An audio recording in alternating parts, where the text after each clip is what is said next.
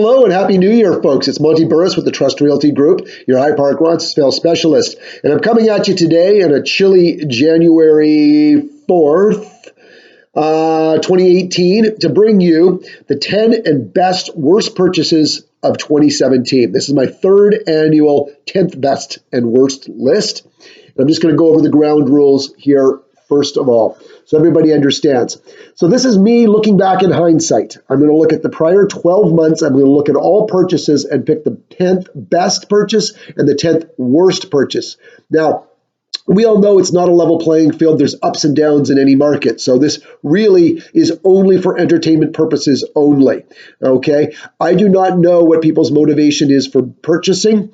I do not know why it is that they did what they did, and I don't want to comment on that. I'm just going to look back in hindsight, and as we all know, hindsight is 2020, and I'm going to compare different purchases and basically the value that they had. I'm not going to compare what the market conditions were at the time. I have got no idea if these people were trying to get into various different school zones or what their motivation was. I don't know whether it's an estate sale. I don't know anything like that. I'm not even going to get into that. I am just going to look at all of these purchases as if it's a level playing field and compare them because it's fun. So I hope you enjoy this. Usually I get kind of controversial feedback on this. But remember, folks, it's just for fun. We're going to take a look at some of these best and worst sales of the last year. So let's start it off with the 10th worst purchase of 2017, in my opinion, and that is 165 Glendale Avenue.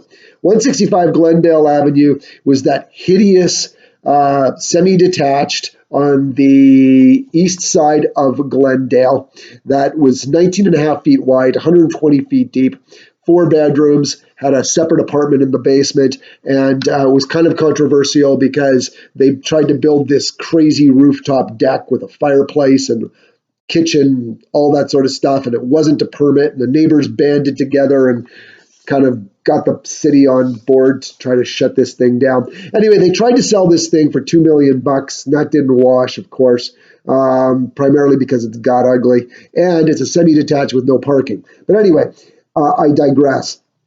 3-story semi-detached, 19 and a half feet wide, no parking, 4+1 bedrooms, sold for $1.6 million.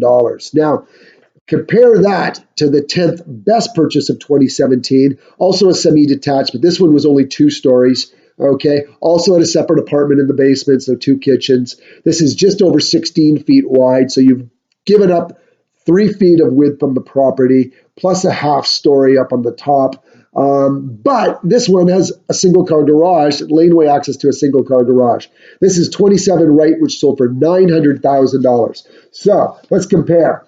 165 Glendale, a little bit of a bigger house, better renovated, arguably, for $1.6 million, no parking, compared to 27 Wright, $900,000 with parking, also basement apartment, and in my opinion, for $700,000 with the parking, a far better purchase. That's the 10th best and worst purchase of 2017, folks.